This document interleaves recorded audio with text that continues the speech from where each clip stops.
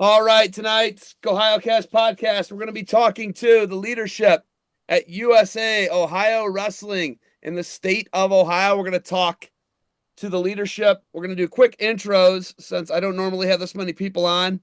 I'll have the boss of it all, Chris Kali, talk first. Chris, give us a quick intro.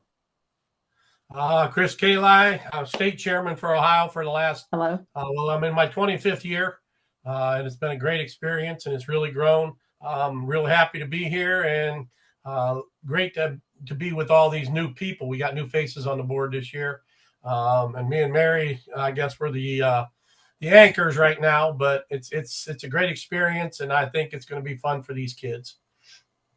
Awesome. We'll go right around. We'll go to Jody Burnett next. Jody, go ahead. Jody Burnett. This is my first year on the board. I am the co-chairperson for membership. I co-chair with Mike Sizemore. Mike handles one of our folk style leagues down in the Southwest for Miami Valley.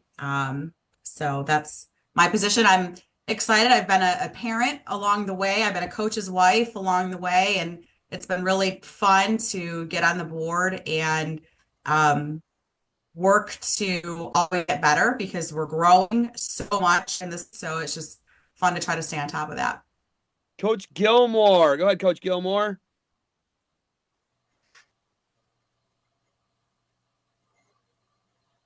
It's frozen, I think. Yeah, okay. Coach Rollins, Tommy Rollins, go.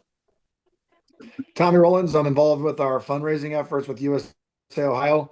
I wrestled in Fargo and came up through the ranks with USA Ohio Wrestling as a platform for my growth. Now I've got 3 sons and a litany of kids in our community club at Waterston going through the ranks, and want to be able to make sure that we can bring the best product and experience to the kids in Ohio as we possibly can. So I'm happy to be involved. I've been involved in nonprofits. I helped start the Ohio RTC down in Columbus, and our wrestling club at Waterston is also a nonprofit that we're active in. So I'm trying to help mobilize and get some fundraising initiatives put in place that can help us generate some things that that we want to do. So that's my involvement. Okay, Mary, go ahead, Mary. Let's hear about Mary Turbe. I'm the secretary for the organization. I have been the secretary for at least 30 years, maybe a little bit longer. I got involved when my kids started wrestling. One was 4 and he'll be 41 this year. So I've been around a while. I saw Tommy wrestle when he wrestled against my son at a Catholic Invitational. Oh That's my right. goodness. That's right. Wow. Let's take it back, huh, Mary? Yeah. So Mary's the senior member, and then Chris Kali, would you be second to her then as far as seniority? I think that's where I'm at now. I mean, Charlie Smith is basically the MVK down there in Miami Valley area. But yeah, I guess I would be. Okay. So as we're talking, we want to talk about what you folks are doing at the organization USA Ohio. Obviously, it's to feed your ultimate championships, is to feed people to the Fargo National Championships. The Fargo National Championships take place in Fargo, North Dakota. That's obviously the main goal, and that would be like your NCAA or your state championships. World championships would obviously be the next goal beyond that, right? So we have Coach Gilmore back on the call. Coach Gilmore, you want to give us a quick intro as we get our introductions done here for USA Ohio? Yeah, Adam Gilmore, again, vice chair for the first time. Been coaching with Team Ohio the last 3 years. It's been absolute pleasure. It's been a lot of fun watching Ohio continue to grow and get better in freestyle and Greco. And you also, like you and Tommy, also wrestled in the championships in Fargo, North Dakota, correct? We were on the same Team Ohio team. Yeah, I'm trying to think. We finished second in Greco one year and third in freestyle once. So we had a pretty good finish. You guys go way back. That's awesome. The goal is obviously we're talking about Fargo, and the World Championships is where kids, and then you have regionals as well, where kids can qualify for the Fargo National Championships for freestyle and Greco-Roman. But the goals of the organization, Chris Kali, you're the boss. You've been running this thing for over 20 years. What would you say the main goals of USA Ohio Wrestling are? Well, when I came in, I wanted to make sure we could grow it, get more kids involved. It was probably about 60, 70 kids when I first started out going to Fargo, maybe, and some of the other championships. Basically, we wanted to grow it and make it better for everybody and get everybody involved. And I think we've done that. Last year, we had 350 kids in Fargo. I had over 60 coaches and a lot of administrators. I had 5 of us out there. So it has grown. We got all the girls involved and made girls teams, and now we got girls wrestling in the duels, national duels, and all levels. 14U duels. So we're doing really well. All the teams are growing. In fact, we're doubling up on most teams. We have first team and second team almost everywhere we go. So basically, I think the goal for USA Ohio is to keep these kids involved in wrestling, to grow them. And one of the things that we are looking at now, we just had Brad Bornable as our media guy, and he put some stats together. 14 out of 14 girls that stood on the podium, down there in each weight class. We had them that were on our team or have a card. 94% of the wrestlers that stood on the podium in D1 were all card holders for USA Ohio. So, and you go down to D2, it was 92%, I think it was. I don't have my paper in front of me, but we were in the 90s all the way across Division 1, 2, and 3, and the girls. And I think that kind of shows that we're growing. That shows that we're making an impact. And those kids that are going to Fargo and wrestling in these national dual championships are coming back home and standing on the podium. So I think that was one of our biggest goals, is to make sure that we can get it to grow and show those kids that they have an opportunity to grow in Fargo and wrestle the best kids in the country and come back and stand on that podium in their state. Okay, Coach Gilmore, the goals for the organization. You are now in the midst of being a dad, a coach, and a wrestler that wrestled in it. What are your goals for the organization, for your son, yourself, and organization wide? What would they be for you? I just, shooting to be the number one, the national champion.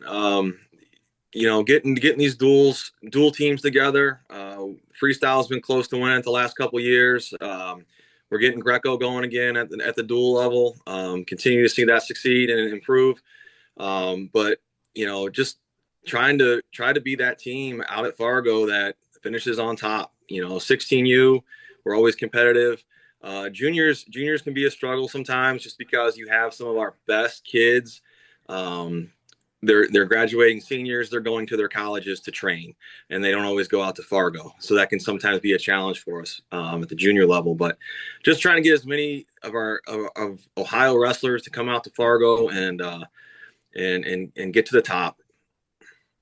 Mary, you've been involved in the organization like almost the longest of anybody that's still involved in the organization. What would you say it's evolved into as far as goals, size of the organization, and what they're shooting for? Oh, the organization has grown quite a bit since I first came on. Usually we were struggling to make sure we had enough membership at meetings. So even from the meeting level and then going into the teams, it has grown and the interest has increased.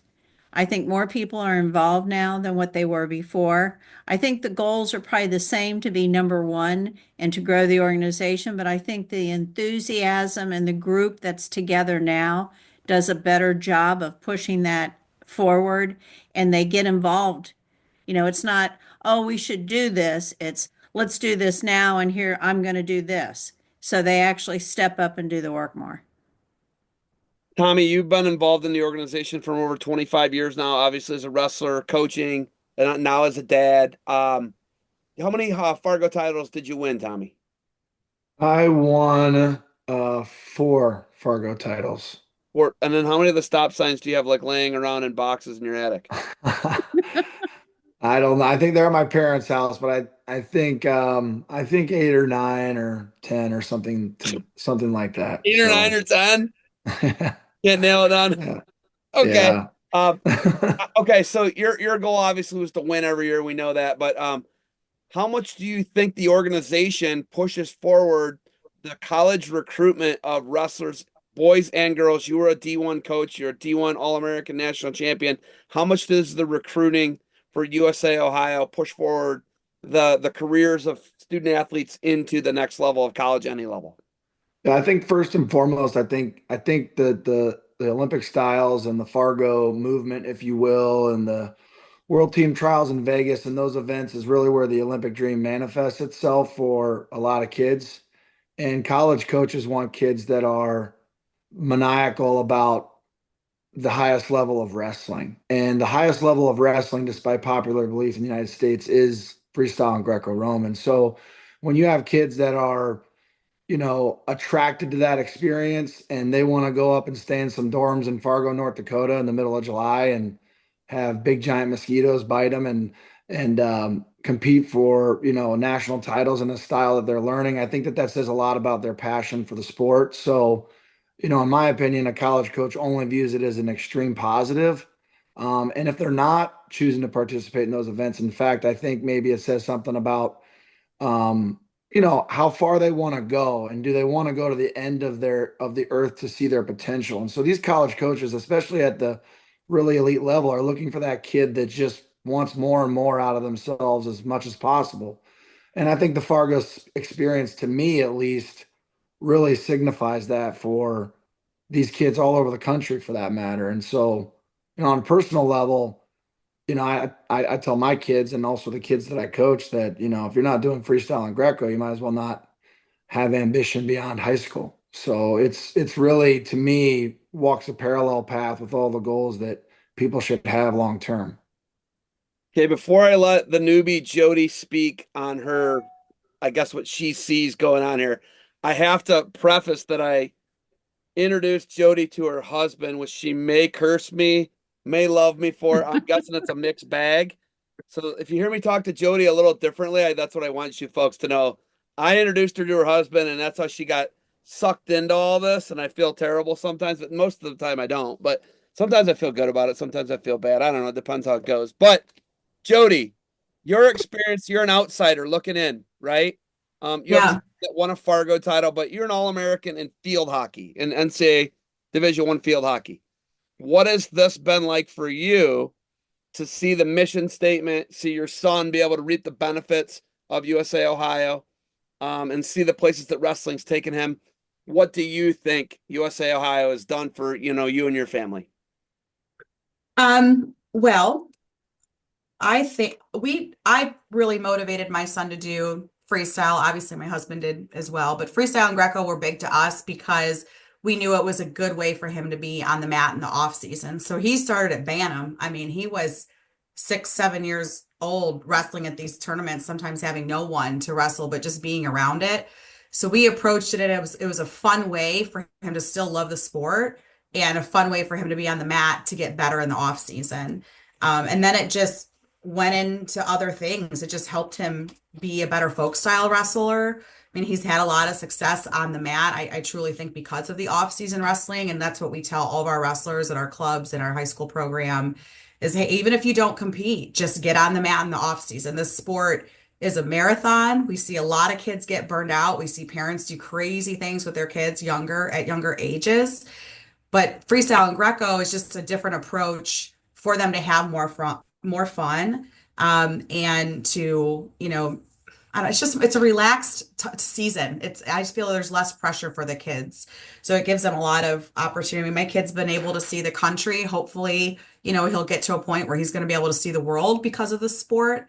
And I think it has impacted his life immensely on and off the mat because of the opportunities that USA Wrestling's been able to involve him in. So I know that we have potentially Jeremiah joining the call here, and his son has wrestled in some continental championships. Tommy, where I know that you have wrestled internationally. Where all of you wrestled internationally as far as world championships and continentals?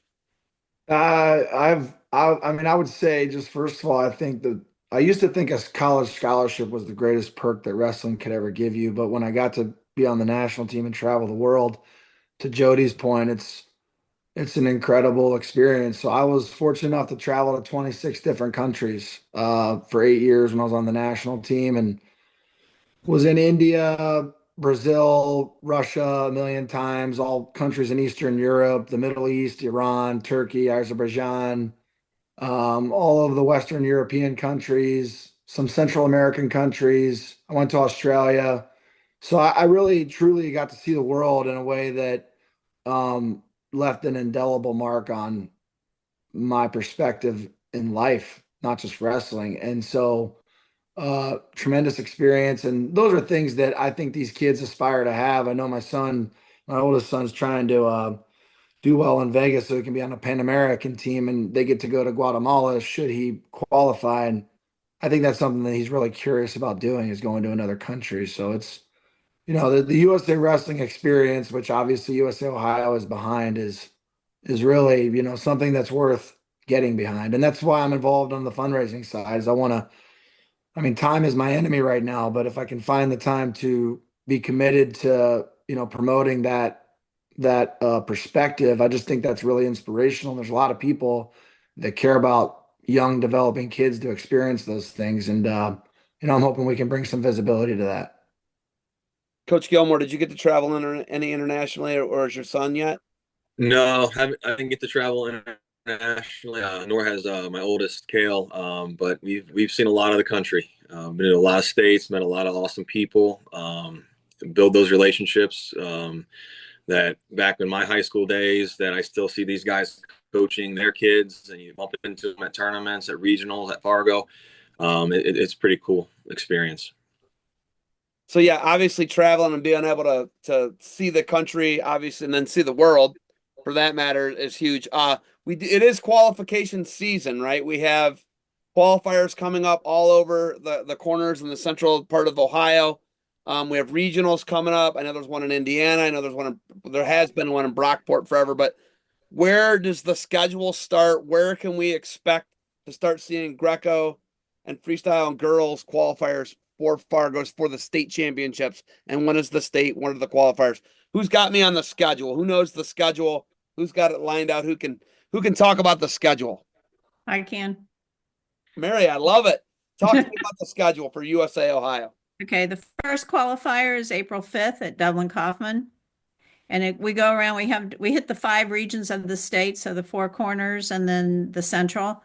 The next one is Perrysburg on the 12th. The 19th is at Wittenberg University. That's actually taken the place of Southeast this time. Wendell Donovan is tournament director. April 26th is at Garfield. It's an extra one. May 3rd is at Uniontown Lake. May 10th is the Middletown with Joe Campolongo, and it's also the kids state tournament. In there, we also have freestyle state duels, Greco state duels, and women's state duels this year. First year for Greco and for women. Then we have the state tournament for the juniors and 16U, May 24th and 25th at Ohio Northern. Okay. So all of it, the culmination of Ohio's is Ohio Northern, correct?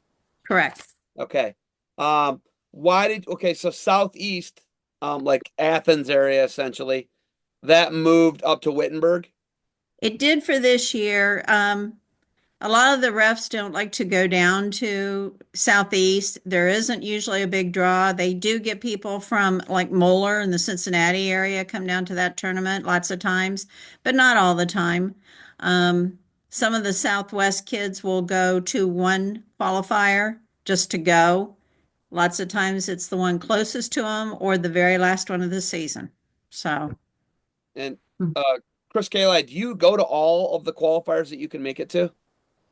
Usually, I last year I made it to all of them. When I first started out, I went to every one of them, and then we had people that were qualified to be able to run them on their own. But I enjoy being there and making sure that everything runs well and everybody's satisfied. All our workers, officials, we got pairs. We got some of the best pairs in the country. My wife is one of them. She just loves traveling with the wrestling thing. But yeah, I go to all of them as much as possible, and I help run them. I also help run the regional. We always have some people there to help out.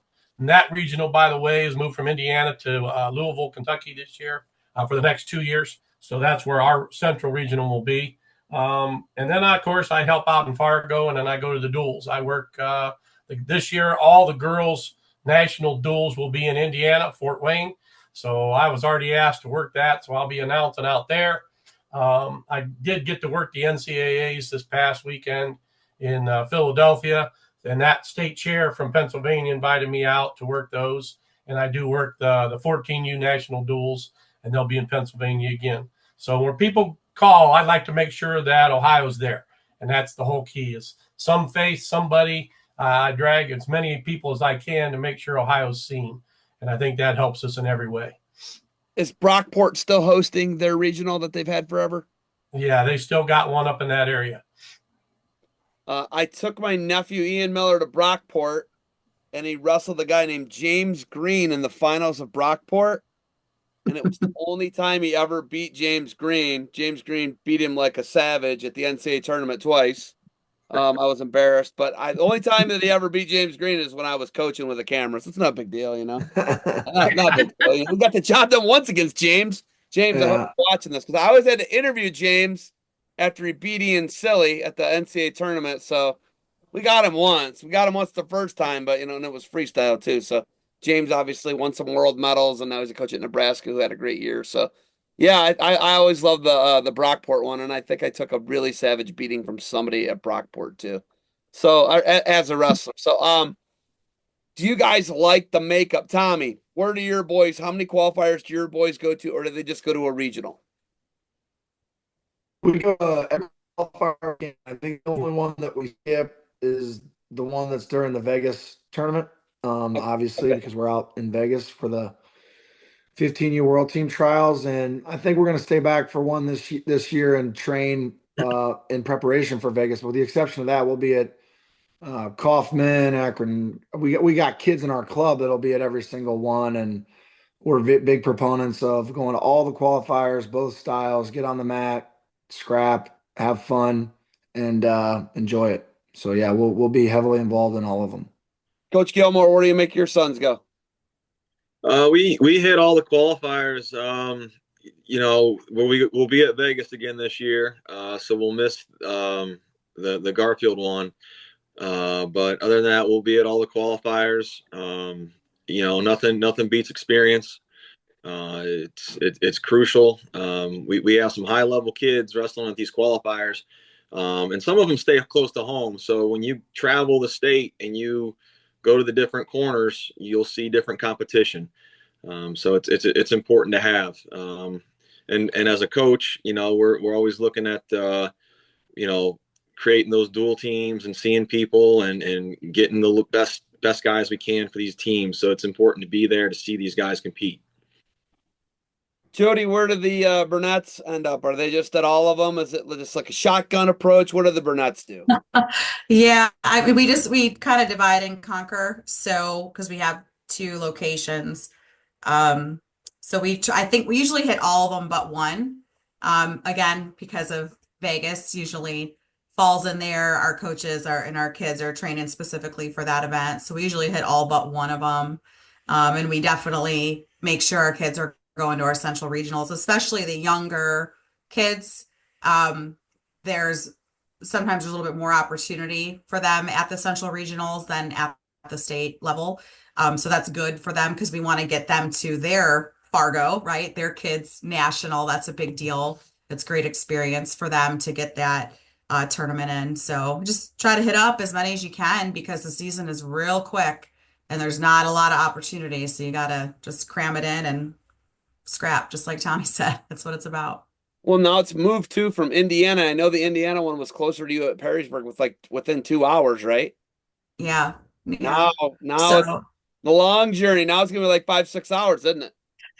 it's all right. It's fine. I mean, the state tournament's still pretty close to Northwest Ohio. So I am personally a little spoiled geographically as to others in the state. So I'm not going to complain. But one thing that we have talked about as an organization, it's part of the grind. right? Part of the grind of wrestling is you get up real early and drive for that weigh-in, or you get that hotel the night before. Like that's all part of the process. So, we don't mind it. Usually that's some of the best time that you have with the kids and the other families with the sport is when you guys are traveling together and building those memories. I'm sure Tommy and Adam can tell a ton of stories of traveling on the team together and doing that now with their kids and the parents, and that's half the process. So, Is Coach Weber going to join us tonight, or is he too busy? he has not gotten back to me. He must have had a late practice. Yeah. But that he's the coaches council director, and this is he's been on the board now is this his second year, Mary? Is that correct? Right. Yeah, so he's on his second year. So he's been doing a lot of moving and shaking and keeping his ear on the ground to make sure there's some open communication with the coaches. Because I think sometimes at the coaching level at the state, they may not know all the rhyme and reason of why decisions are made executively.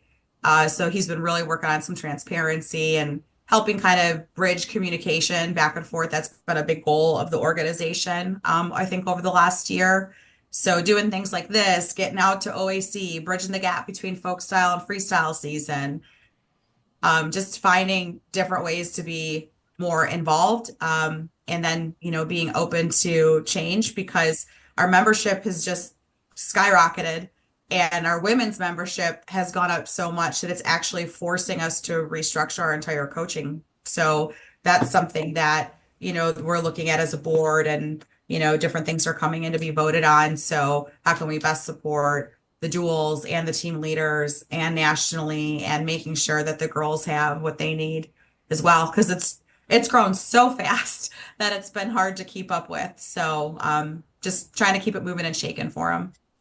Obviously, the growth of girls wrestling statewide, whether it's OHSAA, whether it's USA Ohio, has been immense, and the sport nationwide has obviously exploded. And we've had tremendous success internationally with our women's freestyle wrestling in the United States of America, and it only makes sense that the opportunities continue to grow. But success of USA Ohio, Chris Kale obviously gets to take the ball and run with this. I'd have Tommy talk about it, but he doesn't even know how many stop signs he has sitting in his parents' attic or in the cardboard box that's been flooded or something. I don't know. But Chris Kale, talk about what USA Ohio wrestling is able to do under your leadership over the past 20 plus years. Well, it's not all to me. It's the board and the people around me that helped me get there. But with the traveling and taking kids to Fargo, like I said before, we only had a handful of kids, I would say, at that point when I started. Now we're at 350 kids in Fargo. When we started out, my first national champion girl, Vanessa Oswald, that's been many years ago. I remember clearly every time I go to Fargo, I stand next to that stage and watch her jump off into my arms and seeing her reaction in front of everyone, that those feelings that we get when we see those kids achieve that out there, or just wrestling with those guys that are, national champs or world champs or whatever, and then come back and stand on the podium, we see that percentage grow. And when I first started, I know I had Josh Lowe. He's a wrestling fanatic too, I'm sure. You guys know him, but I always asked him about percentages and see where we were at. And we were like, 40, 30%. Some of the kids that held cards that came back and wrestled at the level in state. And now we're at 90, 94%. That's grown big.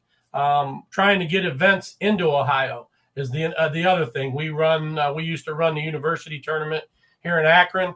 It's really grown. Now that tournament is turned into the U23s and the U20 Worlds, which is at Spire up there again. I just talked to the people today about setting things up there and having meetings. But that's a great tournament because that brings kids from all over the country, and a bunch of our kids get that opportunity to see it or wrestle in it. So, and it's grown there. I see our numbers growing and growing all the time, and meeting all these coaches from all over the country. That's more opportunities for those kids to see them and talk to them. So basically, I think it's really, really grown. I think the people that we have in place and we had in place have helped us build to this point. And I think the sky's the limit, truthfully. Our goal is, of course, to win the national title in Fargo. We've been real close. I know when I first started coaching, I got to win the national 16U Greco tournament out in Fargo, and it was a wonderful feeling. And I think that's what caught me so much as a coach to be the state chair.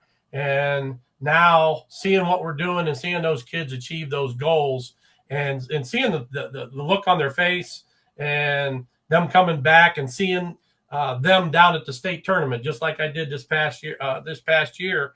I walk the floor and I'm helping run the tournament, but I walk past these kids and they, hey, coach, and they shake my hand. It's good to see you. And I tell them it's great to see them down there. Those are the kids that were on the stage or out there in Fargo or on the bus or in camp that got to know us. And I think that relationship and those things being involved has really grown the state. But, David Taylor and all those guys that are doing well came through our program. I remember him when he was in the 14U. So it was kind of like coming up through there. And I talked to him at the NCAAs again this past weekend, and it was great to hear him and talk to him. And then I talked to the Ohio State coach, and he talked to me a little bit about things that were going on in his life and how he's fighting his way back, just like I've done with some sicknesses and things. But wrestling is what keeps us going. And that's what we kind of discussed out there. And I think that's what makes this sport so special. It's a family thing.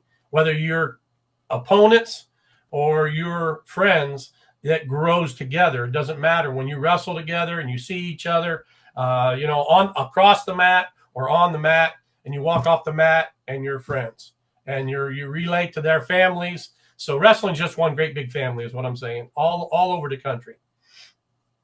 Coach Gilmore and Tommy Rollins both wrestled on cadet teams together, right? You guys did? And junior. Yep. And junior. Okay. Did you guys ever win, whether it was freestyle or Greco, was it duels? Was it, Fargo, the freestyle, the Greco? Did you guys ever actually win the team title? I don't think we did we, Tommy? I don't think so. There was a national freestyle duels when I was a junior. We were close. We got second to Oklahoma one. That's right. Years ago, but yeah. I don't think we ever won anything outright. But you guys were always there. I remember one year you guys were doing the OH and the IO chant. Tommy was in the finals and the cadets, right, Tommy? That's right. That's exactly right. Jake Percival, he was leading the charge and screaming for everyone. He was wild. I loved it. And it was awesome. And you had a great team. Yeah. And it was always super duper tight knit because we were at different locations, weren't we? Because we were at Kilbourne one year, and I don't know where they had you guys. Where were your guys' locations where you had camp? I forget. One year down in Central Ohio, but most years it was either Eds or Walsh. Walsh and 16U Eds or something like that. Okay, yeah. Tommy, do you remember it all? That's right. Is that right? I do. I mean, I view my experience in Fargo. I was trying to add it up the other day. I think I wrestled, I want to say 80 matches there in my life. And, I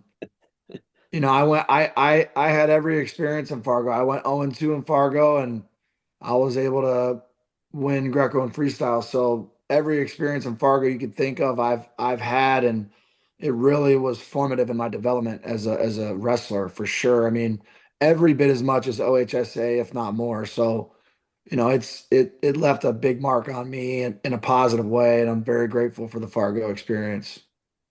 When did you go 0-2 in Fargo, dude? My freshman year of high school, going into my sophomore year, I had not grown up. I was very, very immature and went 4-2 or no 0-2 in Greco and 3-2 in freestyle or something like that. It was a very, very bad week for me. What weight? 43 and 40, but 143 without any maturity in the slightest. So in a lot of ways, it makes sense that I got a lot bigger. 143, right? Yeah. What did you wrestle high school that year? That year I wrestled 25. So what did you wrestle the next year? 89? In Fargo? Yeah. I wrestled 25 my freshman year, and then 43 at Fargo, then 60 in high school, and then 67 in Fargo, and then 89 in high school. It just kept going up. Were So you and Gilmore ever the same weight? absolutely. Our freshman year, we were both 25. That's right. Yeah. Did you guys hit? Did you guys hit? Did you guys run into each other? No, no. No, okay. I was hoping we had Yeah. maybe an epic struggle to talk about, a battle. That's what I Yeah. was hoping for. Yeah. Just real quick, Coach Jeremiah Weber has just joined in. Coach Weber, how are you Hello. tonight? I've been everywhere all day. It's been a crazy day, but club practice ran a little over, so just finishing club. Okay, well, welcome to the GOhioCast podcast, or whatever you want to call it. It could be a radio interview, it could be a Zoom call. I don't know, whatever you guys want to call it. But we look at right now. We're talking about the successes of USA Ohio. I know Locke has been out. Locke has wrestled in some continental championships. Real quick, tell us about Locke Weber, and there's three more Weber boys. What successes have they had wrestling USA Ohio? So Locke started the big start with freestyle and Greco was the 14U dual team. That is the single most developmental event either of my two older kids have ever wrestled. They grow so much on those 14 U dual teams. It's absolutely crazy. So Locke started off both years. He wrestled the 14 U dual teams. His topside year, I think he lost one match. He went undefeated in freestyle, lost a Greco match on a incidental leg foul. And then he wrestled the next year was his bottom side Vegas year for U15s. And he split. He won freestyle and got second in Greco. He split that with Bassett. So it went to criteria. Criteria was most pins in least amount of time. And I think Bassett had beat Locke by they had the same amount of pins. Bassett's were like 30 something seconds faster. So he missed the Pan Am teams. Keegan Yeah, Bassett? Keegan Okay. Bassett. So he missed the Pan Am teams by like 30 seconds there. Okay. And then last year was his bottom side U17 side. And he made the Pan Am team. We went to Dominican Republic for that. He got second in Greco and first in freestyle. And he won Vegas and made the freestyle world team. We went to Amman, Jordan for that, which was a great experience. Okay. And then he's been to Fargo both years. Luckily, last year was an Olympic year, so he had time to do both. I mean, a lot of people recommended not doing both, but I guess I'm a crazy dad, and because there was a month between, we did both. So his bottom side Fargo year, he won Greco, and then last year he won Greco, and he was fifth in freestyle. Okay. He has so much more Olympic style experience than he ever does folk style experience. There's just so many more opportunities to wrestle freestyle and Greco than I think folk style. Folk styles, they're just such long tournaments. You're traveling everywhere to get a match or two in. I think the Olympic styles allow him to be a little more free and easy. Oh man, Coach Weber going all in on the high school season. I like that. Way too long. It's way too Way long. too long. Tournaments are Way too long. way I'll too say it to long. anyone that'll listen. Way too long. Mary, I know that you have a son that wrestled in Fargo, so I want to hear Mary impart some of what she's seen over the last 30 plus years with USA Ohio. Well, I've seen all the kids develop. I can remember when, Nick was the one that went out to Fargo. He was out there 4 years and not as many stop signs as Tommy probably, but he has pretty many of them. And he was a champion, but his first year at Greco, he was 0-2, and then he ended up being Greco national champ his senior year. So he did. And am I frozen? Can you hear me? Oh, you're good. I got you. I'm listening to everything. Oh, okay, because you were taking frozen. it all in, Mary. Yeah, so the friendships he's made, he made a world team. We're out at Fargo and he wrestles a kid from California and the California coach slaps him in the head when he goes over to shake hands and we're like, the coach is out of their seats, we're out of our seats, and it turns out it's the coach that took him over to Europe when he was wrestling over there. So it was just, one more part of the family. Oh, I thought that was just customary California treatment. Well, that could have been too, but we were like, what? But I mean, he talks to people that he was on the teams with. He sees people at different tournaments around the state. So, I mean, it is a big family. You spend a lot of time with them. You get a ton of opportunities. And he started out as a 14U dual team. So I think it was Jeremiah said that was one of the pivotal years. I would have to agree with that. I love it. I love hearing all the stories. The stories are great. And how many years have you paired out there? Have you paired out there? I haven't paired at Fargo. I've paired in the state probably 30 plus years. Oh man, I'll tell you what, Mary, you've got some stories to tell, don't you? A few. You've seen it all. I love it. And Mary, you're the secretary, right? Of the That's correct. Yes. and treasurer? No, just the secretary. Secretary. Okay. So now, we've talked about all these different stories. We've talked about all these different opportunities that people can have with the Fargo experience, with the continental experience, with the world experience, with just the regional, whatever, maybe the state, the local level qualifiers. But the biggest thing is like obviously keeping the organization running, right? And this is probably a question more for you and Chris, and everybody else can kind of chime in here. But Mary, what do you think moving forward? What do we got to do to keep this thing growing? Chris says we got over 350 members out in Fargo. You didn't have that opportunity when Tommy and Gilmore were doing it. And even to your son, speaking to your son, we didn't have as many opportunities to have as big a rosters, right? But Right. how do we keep this thing rolling? I don't know if you want to start or Chris wants to start, but the fundraising and keeping USA Ohio on the up and up, donating money, fundraising money, getting kids to the tournament, making it so people can get there. What do we got to do? If what you or Chris wants to take the ball and run with this, go. I think we need to grow the feeder programs, if you will. The kids club and getting them to transition to freestyle Greco is a big step in getting the kids there. I think that Jody's done a really good job with some of the marketing this year with OAC. I think that Tommy having his club at Watterson and Jeremiah and his club and a few clubs in the Southwest and the rest around the state, getting those kids involved and really talking up freestyle Greco. I think it helps when we have a good Olympic year with wrestling that gets the kids fired up. I think fundraising helps the kids achieve the goals of getting on those national teams because it can lower the cost for them. And I think that's a big thing. They all want to make the Fargo team. They all want to, that experience. They can't all afford it. So fundraising helps to make that happen. Okay. Chris. Yeah, well, the other side of that is you see the kids, like I said, when they start out young in the 14U, and they see that it starts to grow and it starts to catch them, and they want to go out and do whatever they can to make that team. They're asking their parents. I remember when my boys went, all three boys the same year went to Fargo. So I had to tell them they had to work for that money. And they did. Each one got the money they needed for each job that they did when they worked for my company. But, that gives them a little piece that they got to work for to make sure that they're getting their money's worth when they get to Fargo. With all the busing and the dorms and the camp and everything, that brings unity, I think, to our team.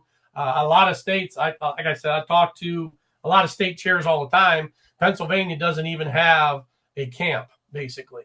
They get together and they fly their kids out, or the parents do it individually. They meet out there. They train on their own. I think that with what we're doing and how we're growing it with, like I said, the family, I think those kids are getting a little bit more worldly. They're growing in the sport, and it makes them more hungry, I think, to get out there and show that Ohio's here. And, if they're working for that fundraising or just working their job sites, and, they get a taste of that, and being with these kids from all over the state that are some of the best kids on the podium, whether they won the state title, they get to wrestle with those kids at camp. And then they get to Fargo and they get to socialize with them. That fundraising part of it, and the people that are out there backing us, which we have a lot, that want us to do there, and Rudis is one of them. They're backing us with everything that they can with their gear. They give us the best gear that we can get, and it seems like we're always the only one out there for the new line going out there. Again, this year, that's what we're going to have. But those kids get something out of that, and it builds so much character that later on in life they see where it pays off. And I think that really helps them. Chris, I'm glad I didn't have to lead you onto the gear, because the gear is like the most important coveted thing that the kids love. I'm glad I didn't even have to ask about it, man, because gear is like the deal, man. When you got the gear is like it. Okay. Yeah, the gear is a big part of it. So these other four people have a very unique experience here. They're either coming out of pocket or they're making their kids fundraise the money. Coach Gilmore, I'll let you get after it first, because I know you go out. You're on the staff too, right? You coach too, right? Yeah. So talk to me about how you're able to what you put on your son for him to go to Fargo. How do you make it happen? One of the things when a kid qualifies for the team, one of the things we provide for them is a sample donation letter, fundraising letter. So I get those written up for all the kids from my high school that make the team, and we get that rolling right away within a week. And yeah, there's some odd jobs that different people are doing, working here and there where they can. But one of the things that I send out with our letters is a calendar for the summer, a training calendar showing all the workouts they're doing from after the state tournament through when we leave for Fargo. And it's 2 to 3 workouts a day, a couple of days off here and there. It's a very stringent training program, so that they're ready to go, and they're not wasting the opportunity, so that when they do get donations, those people know that, hey, I'm donating to a kid who's really putting their all into this. They're dedicating their summer to training, and getting better and taking advantage of the opportunity. There is some work involved where you can, but I really want to push our guys to, like, hey, let's maximize our training and let's be ready to go in July. So, Coach Weber, you've been all around the world, right? With Locke. So Yes. this is not cheap. What does it cost to go to a world championships, if you don't mind sharing that information? So with Worlds, it was the general cost was $2,000. With that, he gained 3 trips to Colorado to the OTC to train. Only one of those 3 were paid for, so we had to pay for flights and travel out there as well. So those tickets were like $600 each, to go out, and then to travel with them was a crazy expense. And then Amon Jordan got really crazy last year with everything going on in Israel and with Iran. So I don't follow the news. What's that mean? I don't know. so Okay, you don't have to go into it. I got you. Our trips were actually, like, our plane was actually canceled. We were given new flights, which were like a $600 up fee. So yeah, the costs get absolutely crazy. Did you have to go through like Munich or Frankfurt or Switzerland? What was your connector? Dubai. Dubai. Okay. Dubai. There you go. Obviously, that makes it a little more expensive. They do it right out there. It was a super fancy airport. It was crazy. Well, yeah, everything's super fancy there, and you don't have to like lock your car, or you can leave your wallet on the sidewalk. And there's nothing anybody does to you there, because they got some strict laws. But yeah, it's like a beautiful place on top of a gigantic deposit of oil. So yeah. So you guys were in Dubai. How long were you in Dubai for? Layover was like 3 hours. Okay, so you weren't there for a long time. Okay. No. And then Dominican Republic, was that pretty much easier travel when you guys had to No, go? that was crazy. Like, the Dominican Republic off resort is nuts. Like, people were getting held up by gunpoint. Multiple families got robbed over there by cops. Yeah, that's wow. Yeah, because you got to grease them, right? And I It know was Tommy, crazy. Tommy, what is your craziest travel experience? Give me something. Give me something. I know we're talking fundraising, but Tommy, you've been to all the corners of the earth. What's the craziest place that you've ever been? I've been to some interesting ones. I think the one that was the most unique to me is we went to Iran. There was a town called Sari, Sari, and we had retired CIA agents as our leaders of our delegation. We couldn't leave the hotel without them. And when we went into the arena, obviously it's an Islamic country and there's Arabic writing everywhere. They had lots of advertisements. We couldn't read any of the language, but there was one sign in English and it said, peaceful nuclear energy is our definite right. And it was in plain English. And the CIA agent said, that sign's for you to read. Nobody else can read that in this entire building. They want you to read that. So I thought that was pretty interesting. And then some of the Russian, we went to Russia, I don't know, 3 times a year. So we were there a lot. And we would go to some pretty far-flung cities in Dagestan and Ossetia and Chechnya. And we would have some dual mates where I feel like the seating capacity was like 3,000 and there was 6, 7, 8,000 people in the gym and just really wild stuff, armed guards and all kinds of things. So there was some pretty unique experiences that I'll certainly never forget. Wow. When you just said Chechnya, Ossetia, and Dagestan, I got a little, yeah, I don't know Yeah, about that, man. That is a wild place to be, man. Oof, geez, oh Pete's. Iran, how they wanted you to know. They want no death to America though. Everybody I was cool. have the picture. I have the picture. I Yeah. have the picture of the sign. Yeah, it's pretty wild. You never saw death to America or anything like that though. None of that. None The of that. the Peaceful nuclear nuclear sign was energy is about our the definite closest. right. Yeah. Yeah, the nuclear sign was like the closest thing though. Yeah. Yeah. Okay, wow. Wow, and then you're gonna have 3 kids that are eventually gonna go into this. What are you gonna do as far as sending kids to Fargo, 3 of them?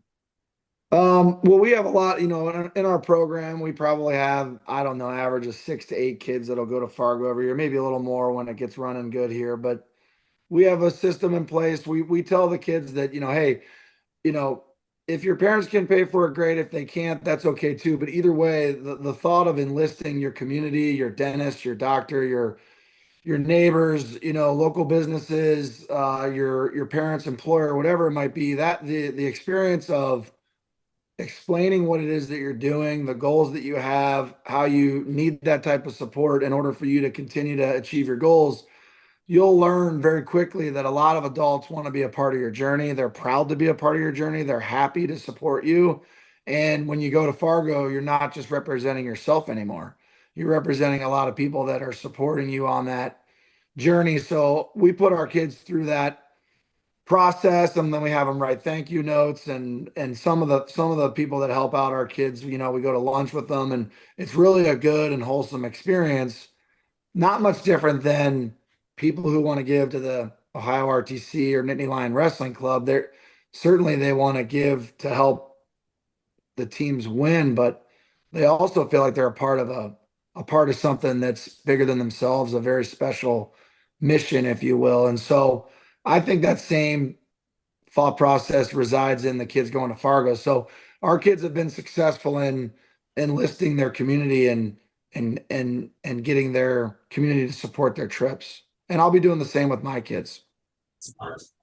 Nittany Lion Wrestling Club. How diplomatic of you. I'm glad that you threw him a bone there. I appreciate that about it. Thank you for I know that they need money. I know they're down on their luck a little bit at the Nittany Lion Wrestling Club. I appreciate you bringing them up in the Team Ohio call. That was good. That was very Tommy Rollins of you. Nice I guy. shouldn't have done that. I wasn't I, even thinking that way, I mean, but I want to take it back. I just thank you. Can we Thank you. edit that? Yeah, we're gonna we'll like you know we'll do something creative with it or just leave it and let you live in your shame. Yeah. Okay, Jody. Jody, I know that you're the last person that I have to let speak on the fundraising aspect of it. I have a card out on my like a postcard out on my refrigerator where all my garage beers are that I'm going to get into right after this. Um, it's a Gray Burnett fundraiser. Okay, talk about what you guys do. Yeah, so he obviously our kids are training pretty hard, so I'm not really about him going to get a job. Our agreement is you train, we'll help you. He'll do some private training and use some of that for Fargo, but mostly we just do a fundraising campaign. We've helped him create a letter that he hand delivers and walks into communities in town, and we encourage our other wrestlers to do that. We're reaching out to community members, local businesses, bigger organizations that we know. But it's personal. Like they are handwriting this letter, they are giving it to people, and then it's talking about what their previous accomplishments are and what their goals are. I think that's important to identify to the people that you're targeting. And then the thank yous afterwards are huge. So Gray typically has a postcard style thing with however he ended up on the podium with a thank you. We do put the USA Wrestling logo on the back. And I think, like you said, people put it up, people care. And we've been doing that now for a couple years, and some of our other wrestlers are doing that. And, I have people now say, hey, when are the kids going? We got money to give. So now they're asking us, how could we do this? But you have to start early, which has been a big initiative for us this year of getting the price and the cost and contract signed earlier and push that, because some of the kids who are coming into freestyle Greco that maybe haven't made the team before, this is their first year doing it, they don't know what the costs are. Where, for our club kids, most of them have everything fundraised already because they know what the cost is. So just working ahead and making it personal, because they'd much rather give the money to a kid that is trying to meet a personal goal than always to like a big organization. So I'm going to just tell you this. The Oak Harbor Amateur Wrestling Club pays for their kids to go to Fargo. sure. That's awesome. The Oak Harbor, Yeah, that's amazing. George Bergman, the Oak Harbor Amateur Wrestling Club, the DeWitzes, my family, the Millers. If you're an Oak Harbor kid and you want to go to Fargo, you're going to Fargo. Just like Tommy said, your parents can afford it, good. Your parents can't afford it, good. They make sure that their kids can go to Fargo, which is odd. You would think you'd see more Rockets on the team. Well, obviously, if they want to win and they want to have more state placers and state champs, that's what they're going to have. And obviously that's a huge part of it. But when you have a community like Oak Harbor, they do a fabulous job of helping the kids fundraise and filling in the gaps where they can't. Like to Tommy's point, you can afford to go, cool. If you can't, cool. We figure it out. And that's what community is all about, as you guys know. Odds and ends here. Odds and ends, Jody. Are there any odds and ends that I missed on talking about USA Ohio and your organization and what you're doing? Well, I think we're actually coming up on a really fun weekend. We're doing our first ever intro camp at no cost to kids. Someone had brought the idea up at our last meeting. We said, hey, why not? Crazy Goats was wonderful and able to donate their location for us, so we'd have a central location for the state. We posted it with less than 48 hours. We were at capacity. I'm not going to tell Tommy how many kids I actually have registered because it might be not the number that they asked me to register. But we are at capacity. We've been at capacity, and I actually had to then close the wait list. We still have over 50 kids on the wait list, and I just keep pulling them off and rotating them in. So we're super excited about that. Our Team Ohio staff is going to be there on Sunday helping. Jay Jaggers from Ohio State is going to be helping with our freestyle. Some of our current Fargo champs, girls and guys, and some of our high school state champs, girls and guys, are going to be there to help coach. So I think that's very exciting. And looking at the registration, it's a lot of young kids. I'm seeing 8-year-olds, I'm seeing 9-year-olds, I'm seeing 10-year-olds, which is huge. We kind of want to bridge that gap with the younger kids and let them know how fun this is. So that's big. And then also this weekend, we're having our first spring meeting. So typically USA Wrestling Ohio just does a fall meeting, October-ish. And I think the more that we have grown and the more things that just come in front of us, those meetings have lasted 8-9 hours sometimes. So again, suggestion was made, let's do 2 meetings a year. So that's a really cool thing that people don't mind getting together twice a year. Obviously, this spring will be a little bit shorter, but it allows us to move quicker on some things, to make sure that we're still growing, to make sure we're getting the communication out, make sure there's fundraising opportunities. I mean, getting Tommy in his position this year, I think, is huge for our organization. No pressure, Tommy. But I know he already has a lot of really good ideas for our dual teams. I mean, I think, the elephant in the room, well, in the state last year was we didn't send a team to Utah for 16U. And people were upset about that. And it came down to funding opportunities where we've vowed to never let that happen again. So But we're, going to Utah is a different beast, though, because when traveling to Utah, you got to go to Salt Lake City. You can Yep. go into Vegas, or you can go into like somewhere weird in Colorado, even Denver for that matter. But it's like the West is a whole different beast. I took your son and your husband out West, and they can tell you the West is a whole different animal compared to you guys are all spoiled. We're spoiled living in Ohio. Ohio's this like anomaly when it comes to geography and how we're like kind of almost balanced statewide as a population. And it's Ohio is weird. You guys don't realize how weirdly awesome normal. It's normal, but it's weird compared to everybody else because we have such a centralized population and we have it's really crazy if Ohio because it's ultra normal. The West is not like that.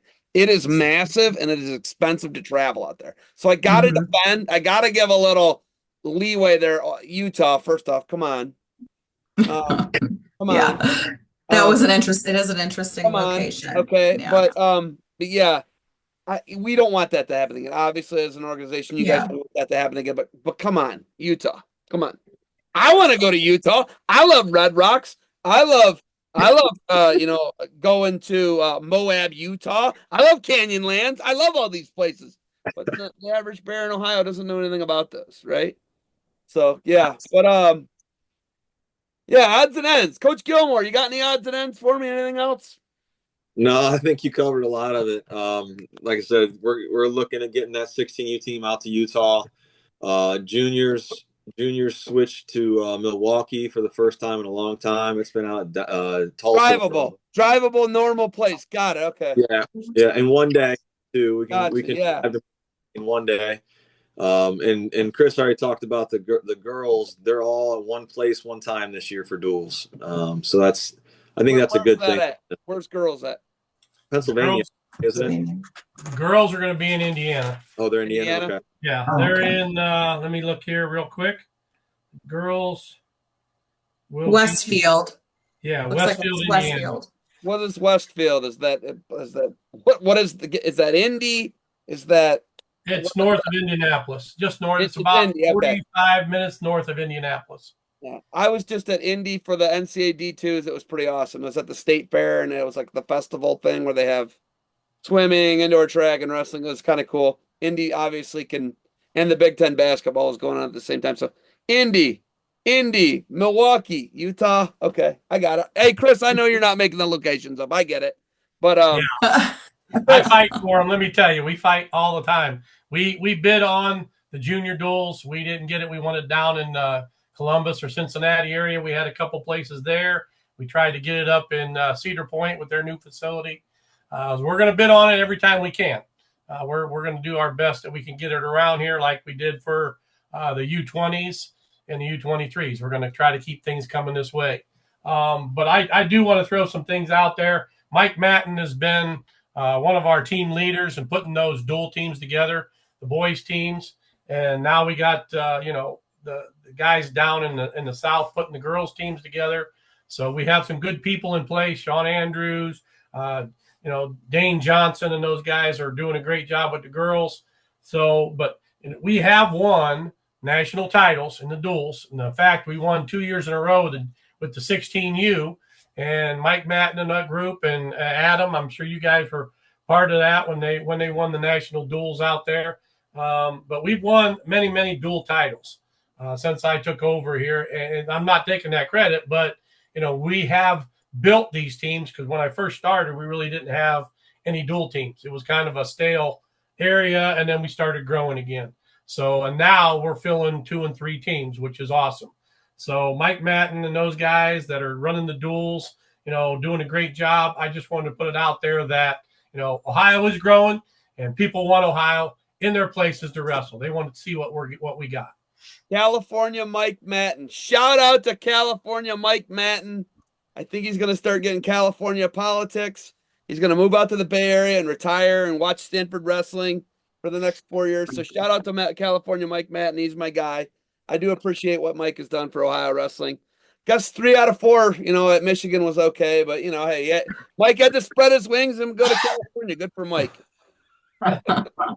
So, Chris, any other odds and ends you got for me? Well, basically, I just, like I said, I'm looking forward to another great year. We have some great kids in Ohio. Seeing those kids on the podium down at the state, hopefully I see a bunch of those. But we're going to have some great sites for tournaments. Expect some great wrestling, and we're going to go out and try to win another state national title. All right. Jeremiah, what do you got for me? Anything? Anything else? Yeah, when am I going to see some great Zeb Miller interviews at some qualifiers or a central regional or somewhere in freestyle or Greco? Oh man, not a baseball tournament. How about that? Baseball. Not a baseball tournament. I got 2 baseball players. Now we got to divide and conquer. We got 2 double headers where they're going to be together. So, I mean, that's a great question. I'm glad you brought it up, but it's baseball, which overlaps with flag football too. I want to hear some Zeb Miller on the freestyle Greco calls. Okay, well, we'll see if there's not baseball or flag football. Make it happen. I appreciate it. Good. Listen, it's good to put people on the spot like that. Like when people accidentally flub up and like plug the Nittany Lion Wrestling Club. You got to put it out there. Mary, you got any more odds and ends for me? No, I don't. Thank you, though. Okay. Tommy Rowe, T-Rowe, what do you got for me? I want to know how you did in Fargo, Zeb. Oh, that's the only thing I got. rolled my ankle and I went like 3-2 in Greco, okay? And I rolled my ankle bowling and they wouldn't let me wrestle in the freestyle. Oh, man. That's a real story. Oh my gosh. My dad was so pissed when I got home. He's like, no, I did in the Greco. And he's like, and then hold on. We won the national title. Joe Haskett, Sonny beat Jamar Billman. Oh, yeah, that was 97. 97. We won. Yeah. We won. Yep. Preston was an All-American. That's right. I remember that. We won. And I remember they were like, you can't. They were like, I mean, you know what they were saying. Come on. You know what that's what I would have said. That's what you could have won even more if you wrestled. There you go. I knew I almost broke our back on that, but who won? I wrestled a dude named Eric Swick. Eric Swick beat Mark Munoz in the finals. There we go. Swick guy almost took my shoulder back to Wisconsin with him. It was terrible. That's how I did, Tom. Listen, I like getting put on the spot. That's good. That's good. I mean, nice to give it back a little bit. Yeah, you gotta. How about Dean Taylor? Did you and Dean wrestle? Tommy, you wrestled like high school nationals. We wrestled once in college, yeah. Did you? Yeah. Did you know he split Manses with Cain Velasquez? How about that? None of that surprised me. He was a stud. Yes, but I was bowling with Dean Taylor, Adam Santova, and my buddy Pat Kenya. That's how it ended for me. My dad was so pissed. I don't blame him. He should have been, and I should have just like taped my ankle and wrestled. But it was like when they would like a dude was like watching me. I was like, it's like the 90s. Nobody cares. Come on. All right. Did I miss anybody? We all good? Jody, you good? Yeah, you're good. We're good.